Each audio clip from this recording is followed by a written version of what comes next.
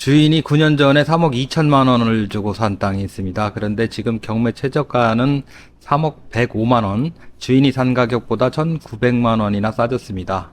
바로 대전 서구 괴정동 파란 지붕의 이 단층 족발집입니다. 지난 5월 제가 이 최저가 4억 2,872만 원에 소개를 드렸던 바로 그 물건이 다시 한번 유찰되면서 감정가의 49%까지 내려왔습니다.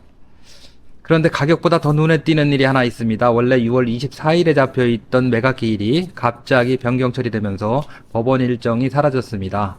경매가 멈추는 것 아닌가 하는 생각이 들 수 있는 상황이었는데 2달이 지나자 같은 가격으로 다시 매각기일이 잡혔습니다. 과연 그 2달 동안 무슨 일이 있었던 걸까요? 등기부를 따라가 보면 이 물건이 여기까지 오게 된 흐름이 꽤 선명하게 보입니다. 안녕하십니까, 부동산 장인입니다. 제가 나와 있는 곳은 대전 서구 괴정동 백운초등학교 진입로 코너입니다. 화면에 보이는 이 건물에서는 지금도 소유주가 직접 배달 족발집을 운영을 하고 있습니다. 건물은 1992년에 지어진 34년차 단층입니다. 그런데 이 물건은 건물을 보고 들어가는 경매가 아닙니다.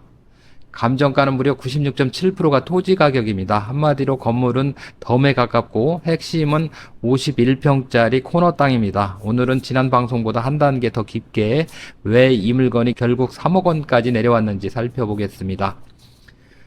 먼저 사건을 정리해 보겠습니다. 대전지방법원 경매 5개 사건 번호 2025 타경 3996 부동산 임의 경매입니다. 감정가는 6억 1245만원, 4월 1회차, 5월 2회차가 연속으로 유찰됐고 3회차 매각기일은 26년 9월 2일입니다.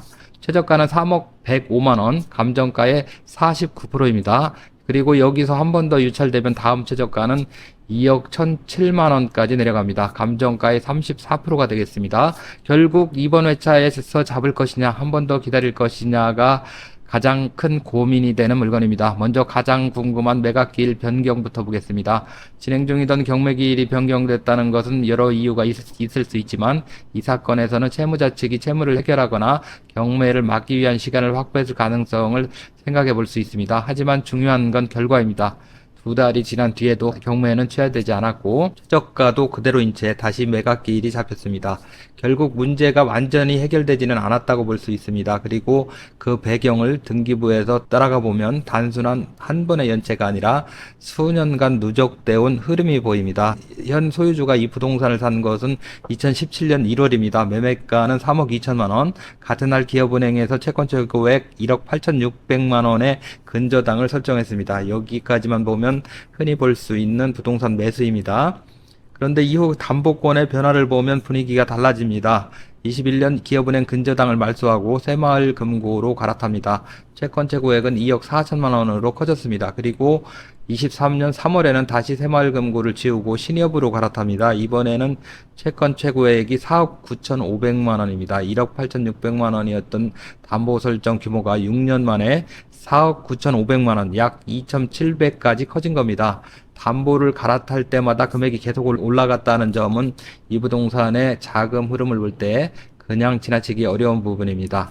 그 사이 가압류도 몇 번 들어왔습니다. 2019년 630만원, 23년 1,700만원. 하지만 당시 가압류는 들어오고 일주일, 길어야 2주 정도면은 바로바로 해제가 되었습니다. 문제가 생기면 그때그때 해결하면서 버텨온 모습입니다. 그런데 25년 여름부터 상황이 달라집니다. 신용보증재단 4,908만원, 개인채권자 3,700만원의 가압류가 들어왔고 이전처럼 바로 풀리지 않았습니다. 계속 끄던 불이 이번에는 꺼지지 않은 겁니다. 그리고 결국 25년 11월 신협이 임의 경매를 신청합니다. 청구액은 3억 9,102만원입니다. 지금 우리가 보고 있는 경매는 바로 그 결과입니다.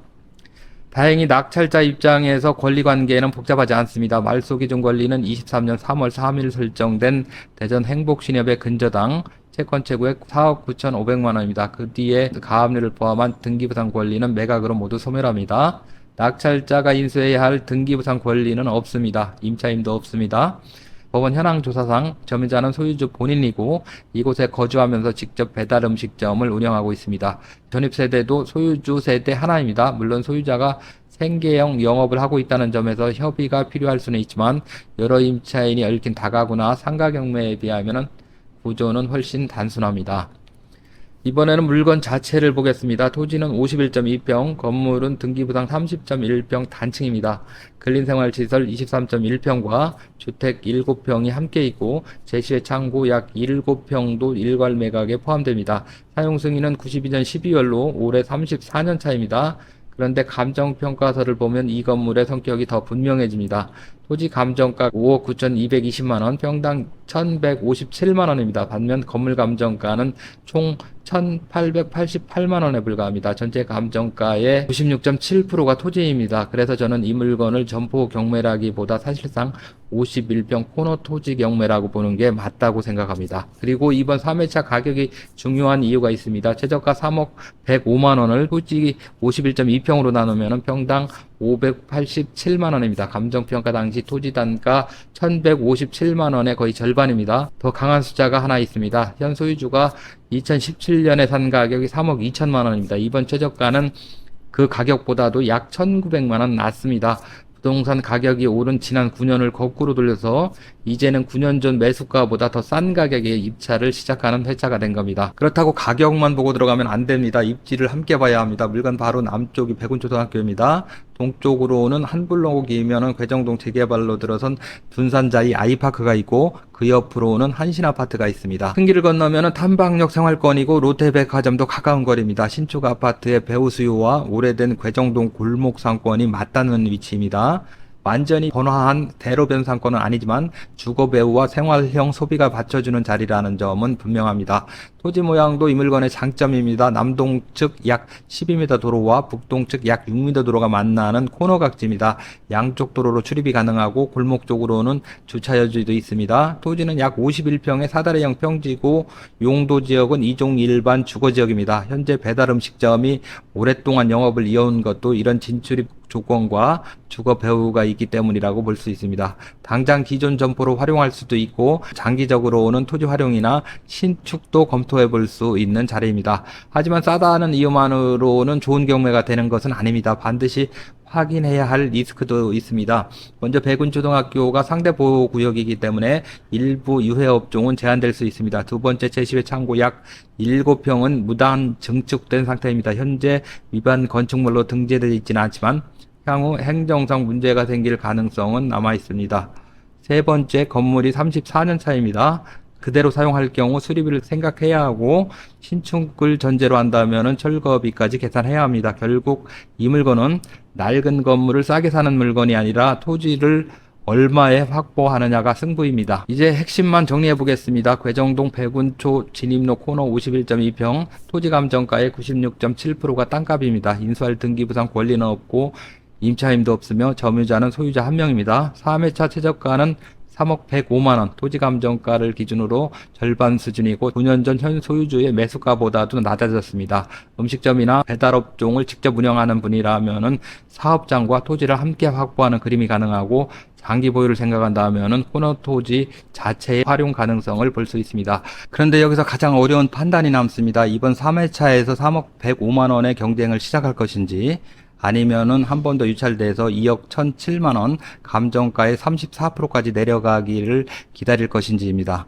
기다리면 가격은 더 내려갑니다. 하지만 그 전에 누군가가 낙찰받아 버리면 기회는 끝납니다. 여러분이라면은 3억대에서 잡으시겠습니까? 아니면은 2억 원대를 기다리시겠습니까? 댓글로 여러분의 선택을 남겨주시기 바랍니다. 경매는 싸게 사는 것도 중요하지만 왜 싸졌는지를 이해하고 들어가는 것이 더 중요합니다. 이 물건의 권리 분석이나 입찰 대리가 필요하신 분은 법원에 등록된 부동산 장인에게 연락 주시기 바랍니다. 구독과 좋아요는 영상 제작을 하는데 큰 힘이 됩니다. 오늘도 영상을 시청해 주셔서 감사합니다. 지금까지 부동산 장인이었습니다.